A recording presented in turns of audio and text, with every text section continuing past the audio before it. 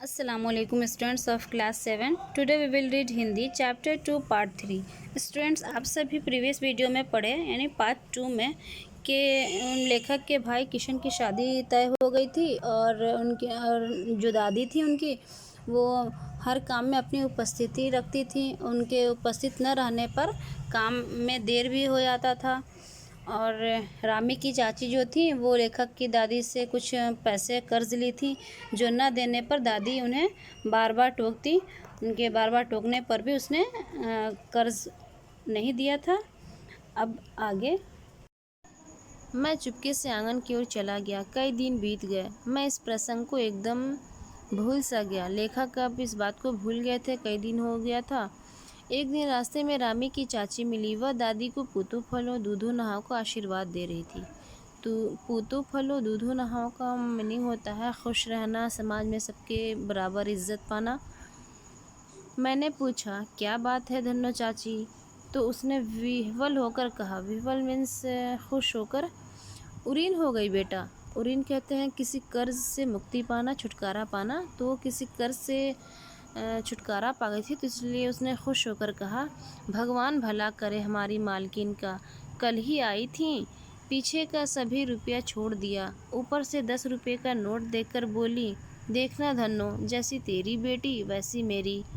10-5 के लिए हंसाई ना हो। देवता है बेटा, देवता। अब रामी की चाची जो थी वो लेखक की दादी की तारीफ़ करने लगी कि भगवान उनका भला करे, यानी अच्छा करे कि उन्होंने पिछले मेरे सारे कर्ज को माफ़ कर दिया। उस पर से 10 रुपये का नोट और देकर बोली कि जैसी तेरी बेटी वैसी मेरी भी। शादी में किसी तरह की कोई दिक्कत ना हो, कोई हंसने का मौका ना हो। उस रोज़ तो बहुत डांट रही थी। मैंने पूछा, वह तो बड़े लोगों का काम है बाबू, रुपया देकर डांटे भी न तो लाभ क्या। मैं मन ही मन इस तर्क पर हंसता हुआ आगे बढ़ गया। लेखक के पूछने पर रामी की चाची ने जब ऐसा जवाब दिया तो लेखक को हंसी आई और उन्होंने कुछ बोला नहीं। वो चुपचाप से आगे बढ़ गए। किशन के विवाह के दिनों की बात है। विवाह के 4-5 रोज़ पहले से ही औरतें रात रात भर गीत गाती। विवाह की रात को अभिनय भी होता है। यह प्रायः एक ही कथा का हुआ करता है। उसमें विवाह से लेकर पुत्रोत्पत्ति तक के सभी दृश्य दिखाए जाते हैं।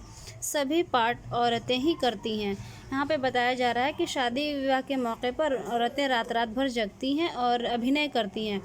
तो किशन के शादी के अवसर पर औरतें रात भर जगी और अभिनय की, और इस अभिनय में शादी से लेकर बच्चे तक के सभी पार्ट दिखाए जाते हैं, और इसमें जो रोल होता है सभी रोल औरतें ही करती हैं। मैं बीमार होने के कारण बारात में न जा सका। मेरा ममेरा भाई राघव दालान में सो रहा था। वह भी बारात जाने के बाद पहुंचा था। औरतों ने उस पर आपत्ति की। दादी माँ बिगड़ी, लड़के से क्या पर्दा, लड़के और ब्रह्मा का मन एक सा होता है। अब लेखक बीमार होने की वजह से ये बारात नहीं जा सके, और इनका एक ममेरा भाई जो बारात जाने के बाद पहुंचा था तो वो भी बारात नहीं जा सका। तो ये लोग सो रहे थे, तो औरतें अपना अभिनय कर रही थी, तो उन्होंने आपत्ति जताई कि वो लोग वहाँ पे क्यों हैं। तो दादी माँ उस पर बिगड़ी कि बच्चे से यानी लड़के से क्या पर्दा, लड़के और ब्रह्मा का मन एक सा होता है। मुझे भी पास ही एक चारपाई पर चादर उड़ाकर दादी माँ ने चुपके से सुला दिया था।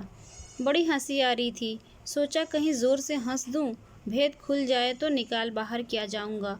पर भाभी की बात पर हंसी रुक न सकी और भंडा फोड़ हो गया। लेखक को उनकी दादी माँ ने भी चुपके से वहीं चारपाई पर चादर उड़ाकर सुला दिया था, लेकिन लेखक को अभिनय करते हुए बातों को सुनकर उनको हंसी आ रही थी। उनसे हंसी रोका नहीं जा रहा था, लेकिन आखिर में उन्होंने कोशिश की, लेकिन बाद में उन्होंने हंसी दिया, जिसकी वजह से सभी लोग जान गए कि लेखक भी वहीं पे सोए हुए हैं। देबू की माँ ने चादर खींच ली। कहो दादी, यह कौन बच्चा सोया है? बेचारा रोता है, शायद दूध तो पिला दूँ। हाथापाई शुरू हुई। दादी माँ बिगड़ी, लड़के से क्यों लगती है। अब लड़की औरतें ने, जो देबू की माँ थी, वो हाथापाई करने लगी, यानी वहाँ से उनको हटाने लगी कि ताकि वहाँ पे औरतों का अभिनय चल रहा था। तो दादी माँ उसे मना की कि बच्चे से क्यों लग रही है।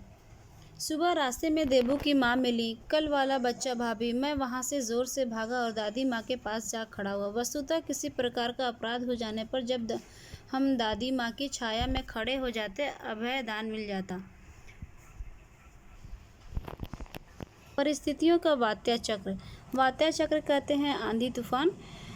तो परिस्थितियों का वात्या चक्र जीवन को सूखे पत्ते सा कैसा नचाता है। यानी ज़िंदगी में बहुत परिस्थितियाँ आती हैं, बहुत तरह की सिचुएशन आते हैं, तो परिस्थितियों के जो आंधी तूफान होती है वो इंसान को सूखे पत्ते की तरह नचा देती है। इसे दादी माँ खूब जानती थी, क्योंकि दादी माँ की उम्र हो चुकी थी, तो वो परिस्थितियों का सामना की हुई थी, तो उन्हें ये बात उनको अच्छी तरह मालूम थी। दादा की मृत्यु के बाद से ही वे बहुत उदास रहती। संसार उन्हें धोखे की टट्टी मालूम होता। उनको जो संसार था, दुनिया जो थी, तो वो उनको एक धोखे की जगह लगती थी दादी माँ को। दादा ने उन्हें स्वयं जो धोखा दिया, वो सदा उन्हें आगे भेजकर अपने पीछे जाने की झूठी बात कहा करते थे। अब इनको इसलिए और संसार ज़्यादा धोखे की जगह लगा, क्योंकि दादा भी उन्हें कहते थे कि पहले दादी की मृत्यु होगी, उसके बाद मेरी होगी। लेकिन दादा की पहले हुई, तो उनको इस बात से और यकीन हो गया कि संसार एक धोखे की जगह है। दादा की मृत्यु के बाद कुकुरमुत्ते की तरफ बढ़ने वाले, मुंह में राम बगल में छुरी वाले दोस्तों की शुभ चिंता ने स्थिति और भी डामाडोल कर दी। डामाडोल मीन्स ख़राब कर दी। यानी कि दादा की जब मृत्यु हो गई तो उनके दोस्त मुंह में राम बगल में छुरी, इसका अर्थ होता है कि मुंह पे तारीफ़ करने वाले और पीठ पीछे उनका बुरा सोचने वाले जो दोस्त थे, वो उनकी स्थिति को और भी ख़राब कर दी। दादा के श्राद्ध में दादी माँ के मना करने पर भी पिताजी ने जो अतुल संपत्ति व्यय की, वो घर की तो थी नहीं। अब दादा की मृत्यु के बाद लेखक के जो पिता थे, उन्होंने उनके श्राद्ध पे मरने के बाद जो उन लोगों का पाठ पूजा होता है, उसमें उन्होंने बहुत ज़्यादा संपत्ति रुपये पैसों का खर्च किया।